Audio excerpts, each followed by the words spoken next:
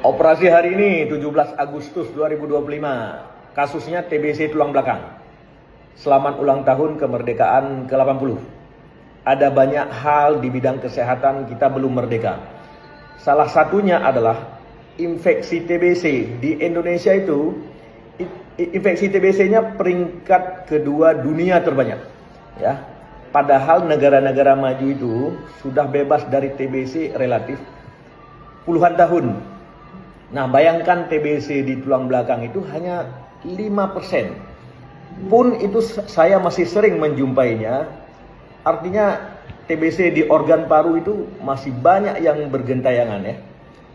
Pernah ada kisah, ini dokter ngambil ART dari kampung, kemudian bekerja beberapa bulan, ternyata satu keluarga kena TBC dokter itu.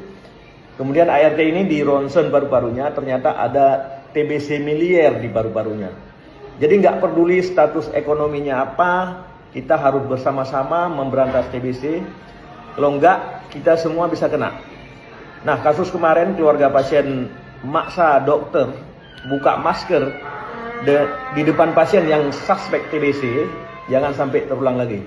Makasih, salam sehat. Operasi TBC tulang belakang.